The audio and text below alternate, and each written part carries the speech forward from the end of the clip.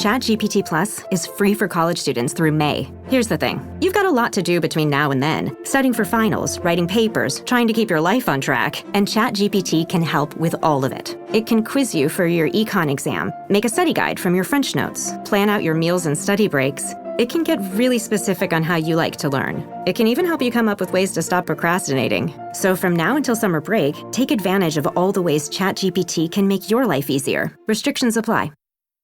Ryan Reynolds here from Mint Mobile with a message for everyone paying big wireless way too much. Please, for the love of everything good in this world, stop. With Mint, you can get premium wireless for just $15 a month. Of course, if you enjoy overpaying, no judgments, but that's weird. Okay, one judgment. Anyway, give it a try at mintmobile.com/switch. Upfront payment of $45 for 3-month plan, equivalent to $15 per month required. Intro rate first 3 months only, then full price plan options available. Taxes and fees extra. See full terms at mintmobile.com.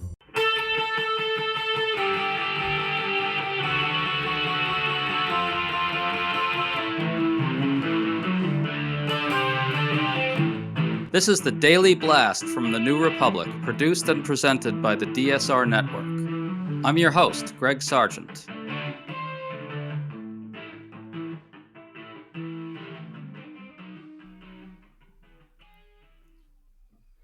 President Donald Trump's arguments for his tariffs have always been pretty weak, but he's now faced some extensive questioning from reporters, and if anything, the case for the tariffs now looks even worse.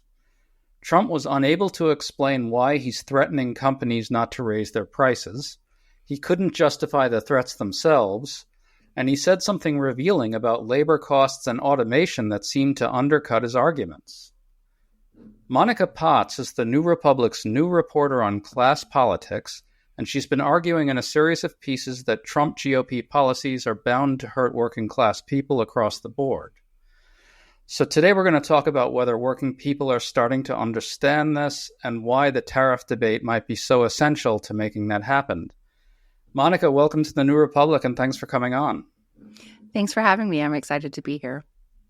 So Trump put out this tweet on Truth Social saying that he informed Apple CEO Tim Cook that Apple must manufacture iPhones in the United States from now on. If not, Trump said, a tariff of at least 25% must be paid by Apple to the U.S. A reporter asked Trump about this, and here's what happened.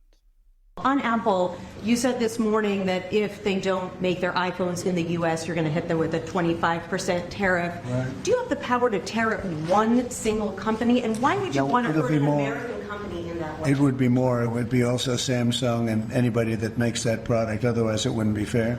So anybody that makes that product, and that'll start on, I guess, the end of June. It'll come out. I think we have that appropriately done by the end of June. So if they make that product. Now, again, when they build their plant here, there's no tariff. So they're going to be building plants here. But I had an understanding with him that he wouldn't be doing this. He said he's going to India to build plants. I said, that's okay to go to India, but you're not going to sell into here without tariffs. And that's the way it is. Monica, I think this isn't talked about enough, but the tariffs are a really serious abuse of power in addition to everything else. He doesn't have the authority to unilaterally impose tariffs to begin with. Now he's talking about imposing them on a company that displeases him. Your thoughts on that? Yeah, it's interesting because when I've lived among Republican voters for a long time now, and they both praise the free market economy. You know that the free market economy is how we run things in America. We're not communist, we're not socialist. But when they talk about voting for Trump and what he might do for the economy, they do talk as if he's like the CEO of the country, which is also a company. And there's a central planning committee that's going to set the price of eggs and gas. And so this is a really interesting, I think, division. It's an abuse of power, and he doesn't have the power to go after one company like that. And also, why would you want a president to? It's just not the way we do things here. And so I think it's one of those things that amazes me every time it happens. It is extraordinary. There's been all this joking about the absurdity of Trump wanting to create jobs manufacturing iPhones in the U.S. You know, I think there was that joke about little screws getting put in. But this is a really genuine problem with Trump's whole plan. Recently, he and Stephen Miller talked about wanting to manufacture dolls in the U.S. as part of that whole controversy over kids having fewer dolls and so forth. But I looked into that and found that the jobs this would create are really not very good. They entail things like attaching plastic legs to plastic torsos and doing Barbie's hair up, and literally. There's this weird nostalgia I want to ask you about. It's for a certain type of manufacturing job, and it kind of poisons the whole debate. Can you talk about the difficulties in getting that part of the debate right? Well, I think Trump hinted at it in his answer about Tim Cook, because one of the reporters asked him if, Apple could put a plant here that could build iPhones at the price that Americans would pay. And he said, a lot of these factories are computerized now. It's amazing, which sort of hints at some of the issues, which is that a lot of jobs that used to be done by human hands are automated now. But I think some of the nostalgia for manufacturing in the U.S. is nostalgia for the time when the employment in manufacturing here was high, which was a time when wages were high, when you could graduate high school and roll into a job and start the week after your graduation, and it paid you enough to start a life and raise a family and buy a house. And so we live in a different economy now. Trying to bring back manufacturing is not going to change that. And furthermore, like you said, a lot of these jobs aren't good. They require people to stand on their feet. There were repetitive stress injury problems. A lot of them had environmental issues dealing with the chemicals that they worked with that people were exposed to routinely. We do have manufacturing jobs and jobs in America like that now that do pose some risks to the health of the workers. And that's part of the reason that some of the things we might manufacture here would ultimately cost more, because we care about the things that workers are exposed to. We care about them having breaks. We care about them having access to healthcare. We care about manufacturers making their factories safe. And so I'm not saying we should care about that globally. We should care about the kinds of factories our goods are made in around the world. But that is part of why we struggle to compete in manufacturing with the world, is because we have these systems in place that are meant to protect workers and protect people. Members are getting even more from the DSR network. In addition to an ad-free listening experience, members-only content, and access to our Discord community, members will get access to a weekly wrap-up version of the DSR Daily 2 days before free listeners, and we'll get our brand new weekly Need to Know podcast a full week early. To become a member and get access to great content before anyone else, head to the dsrnetwork.com/buy and enter code DSR2025 for a special 40% discount on sign-up. That's code DSR2025 at the dsrnetwork.com/buy.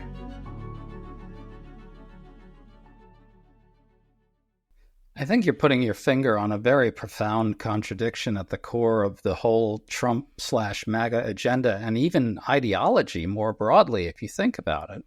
This nostalgia you're talking about is for an economy that was partly shaped by union power and worker power, which was doable because of these enormous manufacturers. It was easier to organize them. And of course, there's been a decades-long assault on union power since then. But the thing is, Trump and MAGA are pushing this nostalgia for an empowered worker, an empowered manufacturing worker, yet across the board, they're doing things like weakening worker protections, weakening regulatory protections for workers.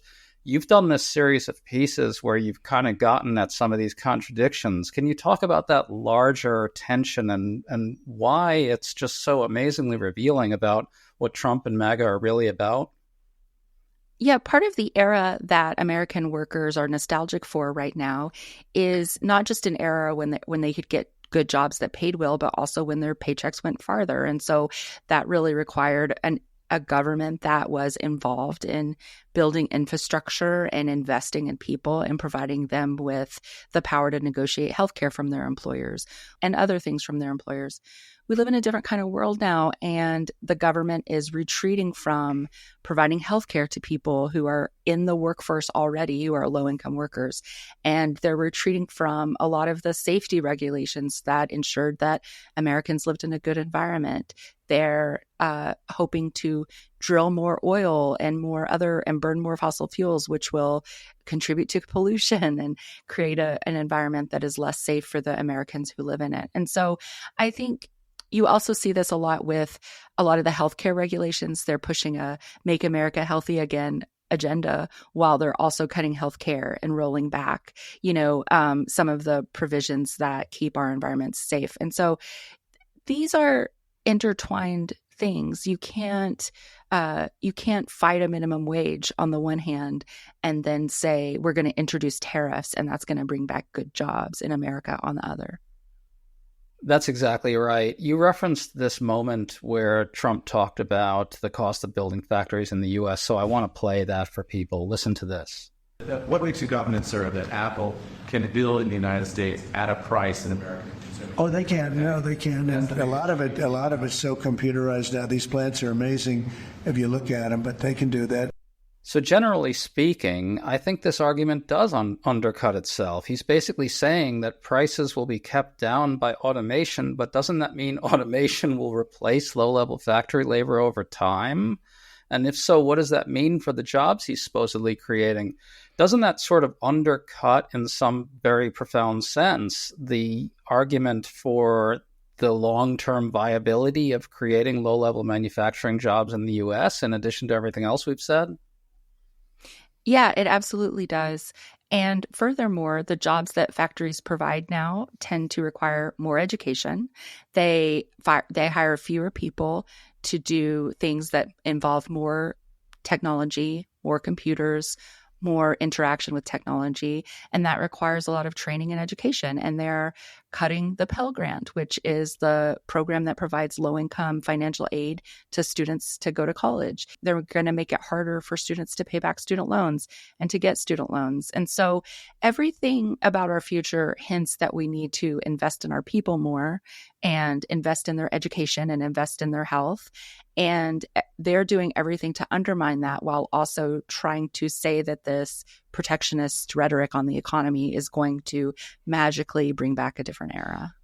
I'm really glad that you mentioned the higher skilled manufacturing labor, because I think that's a big part of this debate that's missing. And here's why, and I'm hoping you could talk about this as well. As Trump and Vance, especially J.D. Vance being like the industrial nostalgia whisperer, kind of the guy who is the conscience of the GOP for working people, the guy who constantly rhapsodizes about his own past and about manufacturing work. As they're nostalgizing about this, they're also going out of their way, and so is the House GOP budget, to absolutely gut subsidies and tax credits and other encouragements for green energy manufacturing, which is another contradiction here, and another sort of way that all this nostalgia is so screwed up and so self-contradictory, right? The jobs that are being created in green energy manufacturing are high-skilled, good manufacturing jobs, aren't they? And so it's so weird to be saying, let's bring back jobs sticking plastic legs on Barbie torsos, and let's bring back jobs screwing little screws into iPhones, but let's kill all these nascent jobs that are actually good in advanced manufacturing and green energy. Isn't it strange? Yeah. And, former President Biden invested in American manufacturing. And you could argue about whether the investments that were related to the Inflation Reduction Act were worth it or the right direction to take the country. But that's what they did. They were primarily industrial bills it was an industrial bill meant to spur American innovation in the green energy field. And that has knock-on effects throughout the economy. They can provide good jobs for a lot of people who used to work in natural gas or in coal, who are used to those kinds of jobs and can retrain quickly. They can employ a lot of people because they're growing and they're getting cheaper and they're innovating. And that's the kind of future that we used to want to have for America, is to think about what's going to be the next big thing, not what we made 70 years ago and how to get it back here. That is so well put. I really appreciate that. It shows that the nostalgia is actually misrepresenting the past in a funny way, because, in the 1950s, the industry and, industrial policy and major investments in America, like the interstate highway system, were sort of on the cutting edge and were forward looking. You know what I mean? And so it's so absurd to be nostalgizing for this time in the past while also just demolishing the manufacturing jobs of the future in the country, isn't it? It's inexplicable to me. Yeah, Silicon Valley is called Silicon Valley because it was a hub of innovation for computer technologies and communications technologies. Those are the kinds of innovations that we want to spur here. We want to think about, what, like I said, what's next, what's new, where can we grow, where can we invent? And those passions and those inventions and those directions that we take our country bring good jobs with them. It's just so crazy. All right, so I want to listen to another moment here. Trump is asked a key question. If he has to threaten Walmart to get it not to raise prices in response to his tariffs, as Trump has now very conspicuously done, then doesn't that show that consumers will probably have to pay for them? Listen to this. When you say that Walmart should eat the cost of the tariffs, is that an acknowledgement that it is U.S. companies that bear the brunt of tariffs, not foreign companies? Sometimes the country will eat it, sometimes Walmart will eat it, and sometimes there'll be something to pay, something extra. I've always been a fan. So, Monica, this has always been a core contradiction about this whole thing. He wants private companies to eat the costs of his tariffs so he doesn't get blamed for consumer prices going up. But that reveals that other countries don't actually pay them.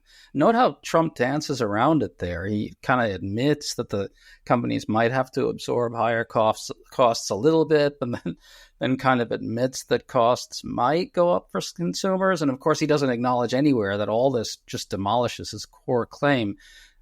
I'm wondering, do you have a sense of whether ordinary Americans, particularly working class Americans, are processing these elements of the debate and the sort of glaring contradictions in them? What do you think?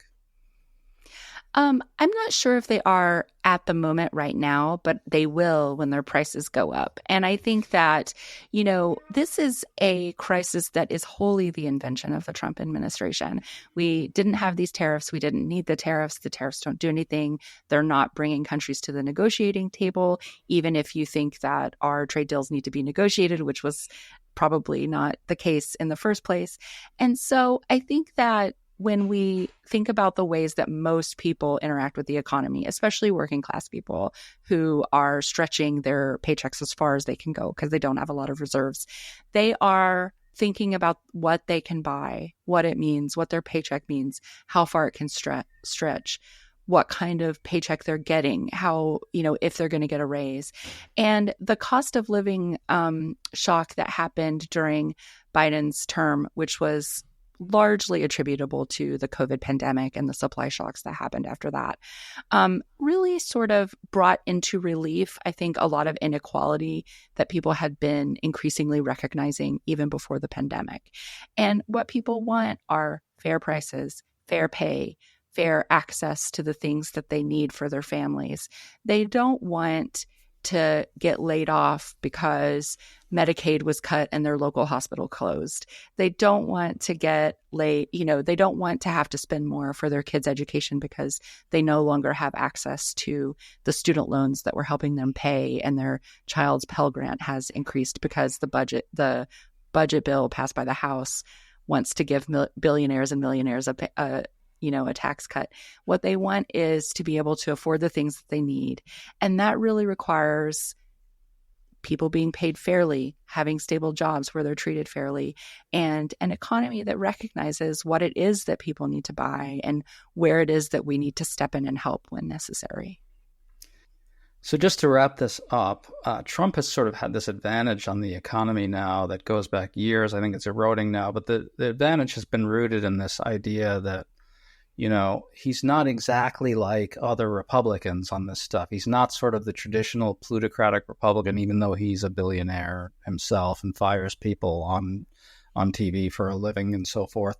So here's what I wanted to ask you. We're now at this point where the House Republicans just passed this budget, which absolutely guts all these protections for working poor people across the board, all the stuff you've been talking about, regulations, healthcare, union power, although that may not be in this particular bill, but generally they're trying to weaken union power.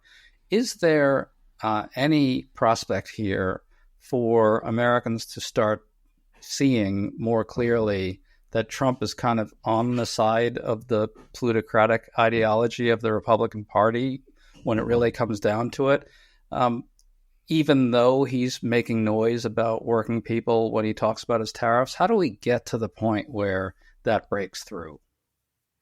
That's kind of the $1 million question, because the stereotype of Trump as a businessman is so persistent and it predates his entry into politics. And the idea that the country needs to be run as a business also predates him. It's something American voters have been leaning into for a long time. They think it makes sense to them. They have to sit at a kitchen table and balance their budget, and they can't spend more money than they have. And so it is intuitive seeming that that is what the government should do as well.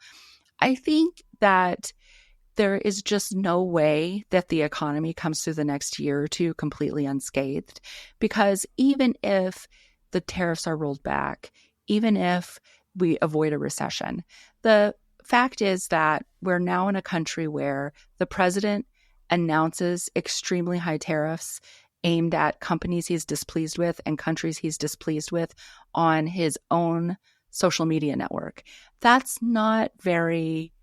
It's not going to inspire confidence among business leaders and among our trading partners worldwide. And so we already see European countries and Asian countries finding ways around American markets, and making plans for the day when American consumers aren't as available to them as they were before. We're already seeing some of the ways that Trump's erratic behavior and erratic statements on the economy are inspiring distrust among our former allies and our current allies. And I think that, and we've had an election in Canada where the prime minister said we can't count on the United States anymore. I think that those things are going to wear away at the quality of living in the United States in ways that people will feel. And so I do think there's an opportunity there to point at those harms and point at those insecurities and say, Trump did this, Trump's administration did this. It sure seems like that should be possible, but man, as you say, his advantage on that issue has been remarkably persistent. Monica Potts, it's so good to talk to you. Thanks for coming on with us today. Really appreciate it. Thank you so much for having me. Folks, a quick end note. We're really excited to announce that we've made the list of best 100 progressive politics podcasts on millionpodcasts.com. You can check that out over at millionpodcasts.com. Thanks so much for listening, everybody.